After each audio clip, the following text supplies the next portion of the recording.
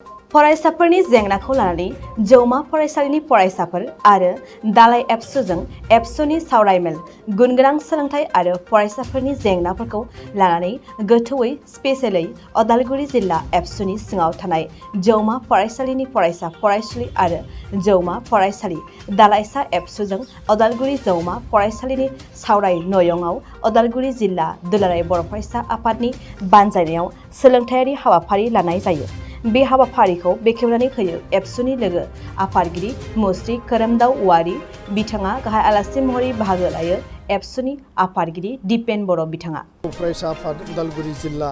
कमिटिया उदालगुरि जिल्लानि सिङाव थानाय गासै जोंनि कलेज इउनियन बडि जि जेनेरेल इउनियन बडि दङ आरो लोगोसेनो कलेज इउनिट कमिटि एबसु दङ बा जेराव कलेज इउनिट कमिटि एबसु गैया बेयाव बड' स्टुडेन्ट लिटारेरि ससाइटि दङ बे गासैखौबो बेनि जेसेबां जोंहा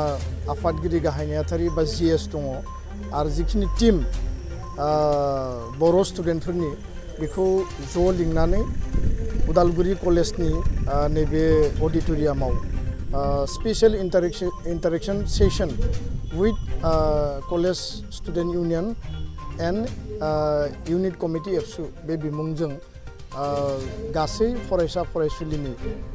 जेंना जेंसिनि सायाव स्पेशेलि मोनसे डिसकासन लादों आरो दुलाराय बर' फरायसा आफादखौ बेयाव बाहागो लानो थाखाय बिथांमोना हांख्रायदों। जोंनि हाबाफारिया बे कन्टिनिउ सोलिगासिनो दङ। दा गुबैयै बर' माहारिबाद बड' नेसनेलिज्म बड'फाया जोंनो जि आदर्श बा जि प्रिन्सिपलनि मोनसे लामा होलांदों आरो जिखिनि मोन्थोर जे बर' माहारिया मास्टार रेस जानांगौ गेरेमसा हारि बर'खौ दानांगौ बिनि सायाव जोङो डिसकास खालामदों आरो एबसुनि जि माने दुलाराय बर' फरायसा आफादाव जोङो लिडारशिप माने क्रिएट खालामनांगौ यां जेनेरेसनखौ कानेक्ट खालामनांगौ आरो कलेज इउनियन बडिनिफ्राय थांनानै जोंनि कलेज आरो इउनिभार्सिटियाव फरायनाय स्टुडेन्टफोरा जिल्ला आफादाव मिरु आफादाव बर' माहारिनि लिडारशिप होनायनि थाखाय खामानि मावहैनांगौ दा बेनि थाखायबो जों बेयाव सावरायदों आरो दुलाराय बर' फरायसा आफादाव साफ्रोमबो जोंनि संबिधानाव थानाय बायदिब्ला बालाब 4, 10, 11, 12 बे क्लज बायदियै गासैबो अनगयिं स्टुडेन्टफ्रानो जोंनि जेनेरेल मेम्बार आरो लोगोसेनो जायफोरा स्कुल बा कलेज माने कमप्लिट खालामबाय फरायसा जि रेगुलार जि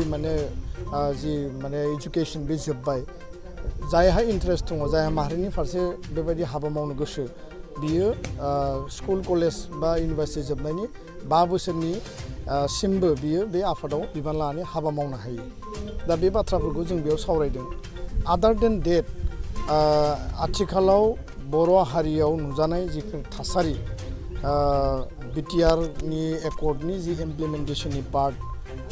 बे बाथ्राफोरखौ जों लानानै सावरायदों आरो बेयाव जोंनि यां जेनेरेसननि गेजेराव दा केरियार ओरिएन्टेड जिफोर माने हाबाफारिफोर दङ कम्पिटिटिभ एग्जाम एक्जिस्टिं जि कलेजाव जायफोर फेसिलिटिफोर दङ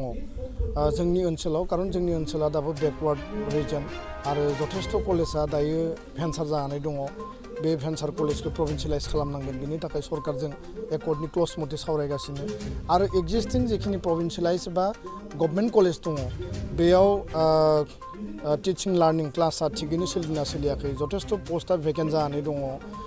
लाइब्रेरिनि बेबस्थाया थिग दंना गैया क्लासरुमा साफिसियेन्ट दंना गैया स्टुडेन्ट नाम्बार अफ स्टुडेन्टआ बारा क्लासरुमनि संख्याया खम आरो बेयाव गोबां जोंनि स्टुडेन्टफ्राबो क्लास लानाय समाव नेग्लिजेन्सि खालामो बिसोरो टाइम मथे क्लास खालामा बा फुङाव मोनसे मोननै क्लास खालामबाय आरो बिनि उनावनो माने बेक टु माने हम थांफिननाय जों नुयो स्मार्ट क्लासरुम जोंनो मोजां लाइब्रेरि नांगौ आरो स्मार्ट बोर्ड नांगौ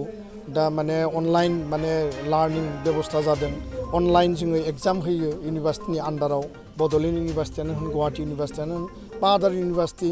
आरो केरियार ओरिएन्टेड आरो प्लेसमेन्टनि बे बेबस्थाफ्रा जादोंना जायाखै कलेजाव खारन प्राय दा गोदानै जों जि नुदों गभर्नमेन्ट जबनि थाखाय जों एप्लाइ खालामनांगौ नाथाय जिखिनि आदार प्राइभेट माने अपसन्सफोर दङ बेयाव केम्पास रिक्रुटमेन्ट बा माने केम्पास प्लेसमेन्टनि दिनै बेबस्था फैदों बे गासै दिगखौबो जोङो बेयाव दिनै डिसकास खालामगोन स्टुडेन्टफोरनिफ्राय फिडबेक लागोन बिथांमोननियाव मा साननाय दङ बिथांमोननि बाथ्राखौनो जों बांसिन खोनासंगोन आरो सामाजिक भाबै जोंहा जिखिनि जेंना जेंसि जों नुदों दिनै जे माने ड्राग्सनि बेलायाव जौ एलकहलनि बेलायाव दायना दायनि बिसास खालामनायनि बेलायाव आरो बेबायदि माने हिउमेन ट्राफिकिं जि मोनसे जोंनिफ्राय मानसि लांखारनाय प्रल'भन होनानै साख्रि होगोन थाखा फैसा होगोन आरो बेनि अनगायैबो जों मलेस्टेसन आरो रेप केस जानाय जों गोबां नुदों रिसेन्टलि सालाकाटियाव जोंनि माइनर सासे हिन्जावसा बर' हिन्जावसाखौ सासे गुबुनारि मानसिया बेखौ जिनाहारि खालामनानै बे मानसिया दा एबस्कन्डिं जानानै दङ मैया आं क'क्राझारनि एसपि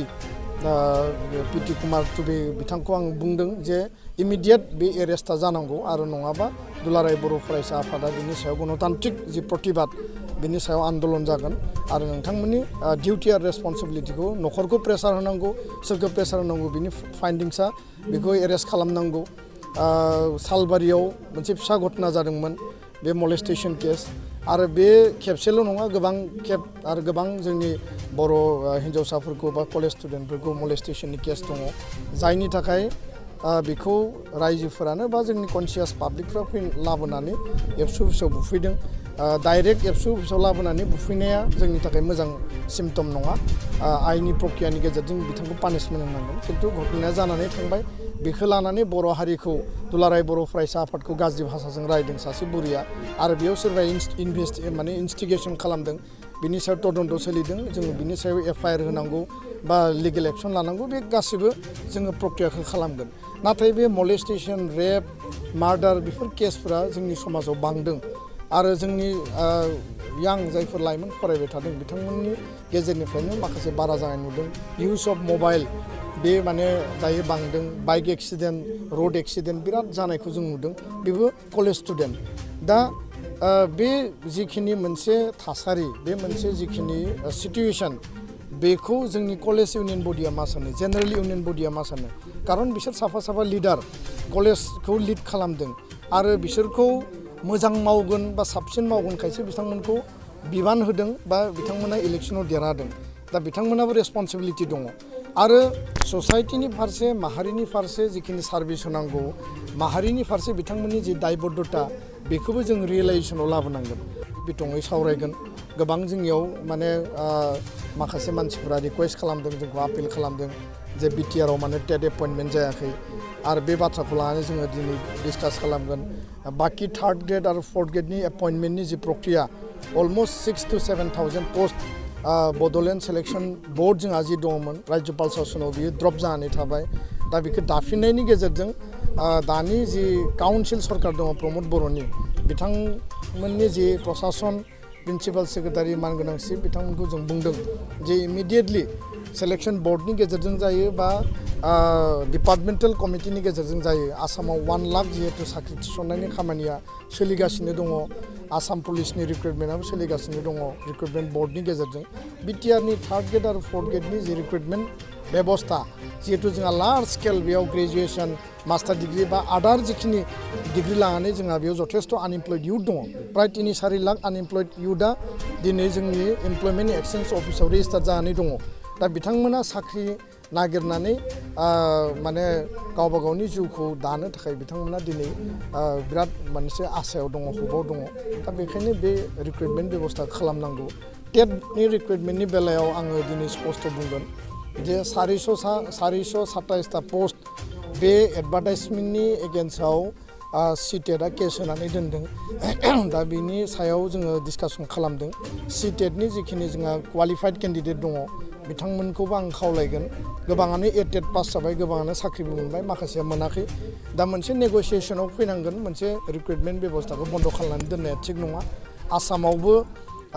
सिटेटनि एप्लाइआ जायाखै नाथाय आसामाव मोनसे मेकानिजम बानायदों बिटिआरआवबो मोनसे मेकानिजमनि गेजेरजों सिटेटखौ कनसिडार खालामनो हायो नामा बा बेनि माबा मोनसे फर्मुला जों दिहुननो हायो नामा जाहाथे बन्द जाया 1287 नि एसआइउ एप्रुभेलनि थाखाय स्टेटनो हरदों बियो फैयोब्ला बिनि एलपि एमइ बा हाइ स्कुलनि रिक्रुटमेन्टआ जागोन टेटनि गेजेरजों बेनि director education secretary education department मानगोनां चिफ गासैजोंबो जोङो डिसकासन खालामबाय थादों आरो बिनि अनगायैबो प्राय 500-600सो पस्ट माने भेकेन्सि ओंखारबावनो गोनां दङ दा अभारअल जोङो जुदि एजुकेसन सेक्टराव जोङो जुदि एमप्लयमेन्टनि बाथ्राखौ बुङोब्ला प्राय 3000टासो पस्ट बेयाव माने भेकेन्सि दङ आरो बिनि रिक्रुटमेन्टनि बा टेट एपइन्टमेन्टनि बेबस्थाखौ स्पिडि मेनाराव दानि काउन्सिल सरकारा मोनसे बोल्ड डिसिसन लानानै खालामनांगौ होननानै जोंनिफ्राय दाबि होनाय जादों दा बेखायनो टेट एपइन्टमेन्ट आरो बाखि जेखिनि दङ जोङो बेखौ गोख्रैनो सरकारखौ मावफुंनो थाखाय जोङो खावलायदों आरो मिजिंथिदों उद्देश्यआ जाबाय जे मोनसे फरायसालियाव बिनि इनफ्रास्ट्राक्चार बेयाव सरकारनि जिखिनि माने डेभेलपमेन्टेल माखासे फान्डफोर फैदों बे मोजाङै इउटिलाइज जाना जायाखै आरो बिनि माने देरसिन उद्देश्यआनो जाबाय जे क्लासनि टाइमाव 5 घन्टा क्लासनि आवाराव फोरोंगिरिया टाइमलि फैनानै टाइमलि क्लास खालामनानै बिनि सानखान्थिनिफ्राय बिगियाननिफ्राय समाज बिगियाननिफ्राय इंराजिनिफ्राय जिखिनि साबजेक्टफोर दङ बे क्लास 1 to माने 12 दा बेयाव बे फरायसुलिया रोंदोंना रोङाखै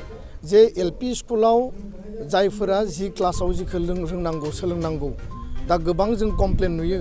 जे एलपि स्कुलाव जिखौ सोलोंनांगौ बियो सोलोङाबासिनो माने एमइ स्कुलाव मोनहैयो एमइ स्कुलनि टिचारा बुङो जे एलपि स्कुलाव फोरोंनाया माने मोजां जायाखै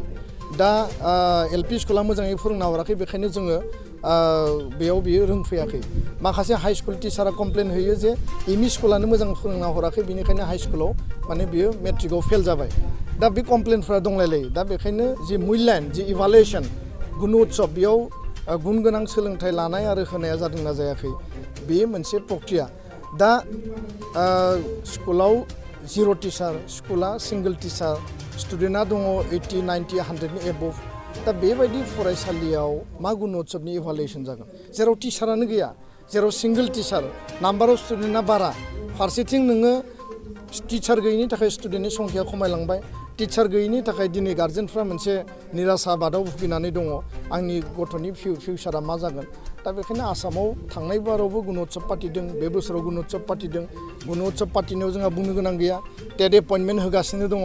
आरो टेट एपइन्टमेन्टआव मा खालामदों बर' मिडियाम स्कुलाव नन बर' मिडियाम बेकग्राउन्डनि बा एसामिस मिडियाम बेकग्राउन्डनि हरदों डेट मिन्स बियो बर' मिडियाम स्कुलखौ नायगार बुथारनायनि मोनसे कनस्पिरेसि आरो बर' मिडियाम स्कुलाव जे नांगौ रोखोमनि जे टिचार एपइन्टमेन्ट होआ बेबो सरकारनि मोनसे पलिसि दा बेखायनो दुलाराय बर' फरायसा आफादा बे गासै बिथिंखौ लानानै जों हाबा मावबाय थादों आरो सरकारखौ नारसिननांगौ सरकारजों तर्क खालामनांगौ प्रयजनाव आन्दलन खालामनांगौ जों एट एनि कस्ट जोङो मावनो थाखाय थियारि आरो बे गुन उत्सबा अब्लासो इन रियेल सेन्स साक्सेस जागोन जेब्ला जोंनि स्कुलाव साफिसियेन्ट टिचारनि एपइन्टमेन्टआ थांगोन आरो टिचार एपइन्टमेन्टनि गेजेरजों क्लास रुमाव क्लासनि माने बेबस्थाया मोजाङै जायोब्ला जोङो क्लासाव बिनि क्वालिटिनि जि मोनसे माने रिजाल्ट बेखौ जों मोननो हागोन गोजोन्थों नोंथाङा सरखारि साख्रि नागिरदोंना नोंथांनि थाखाय मोनसे गोजोनथाव खौरां नोंथांनि थाखाय दं एडुकेट पइन्ट जेराव नोंथाङा सोलोंथाइ लानायनि गेजेरजों सरखारि साख्रिनि गुबुन गुबुन रोखोमनि गोब्राब आनजादफोरखौ उथ्रिसारनो हागोन आरो गावनि आथिङाव गसंथानो हागोन बे एडुकेट पइन्टआव नोंथांमोना SSC bank PO bank clerk bank SO UPSC FSC defence railway state insurance AAO ADO एसिस्टेन्टजों लोगोसे स्टेट लेभेल जब आरो माखासे सरखारि साख्रिनि आनजादाव गोनांथि जानाय आयदाफोराव सोलोंथाइ लानो हागोन मख'नो गोनांदि बे सोलोंसालियाव साख्रिनिल' नङा बेयाव MBA आरो सैनिक स्कुल बायदियाव एडमिशननि थाखाय एन्ट्रेन्स होनो थाखायबो सोलोंथाइ लानो हागोन बे सोलोंसालियाव गाहाम थाखो खथानि सुबिदा दं आरो सम मथे नोंथांनि सोलोंथाइखौ बे सोलोंसालियाव होनाय जागोन बेखौबो मिथिनांगोन दि बे एडुकेट पइन्टआव सोलोंथाइ लानानै बावैसो 2021-22 इं मायथाइनि एसएससि जिडिनि आनजादाव गासै 11 सा सोलोंसाफोरा उथ्रिसारनो हादों बारा नङा गासै 15,000 रांजोंनो नोंथाङा बे सोलोंसालियाव 6 दानसिम सोलोंथाइखौ लानो हागोन बे सोलोंसालिया क'क्राझार बरपेटा रड गवालपारा आरो बङाइगावआवबो दं क'क्राझाराव सोलोंथाइ लानो गोसो गुदुं जानाय सुबुंफोरा 7002026133 9101 536360 70020262133 91015363660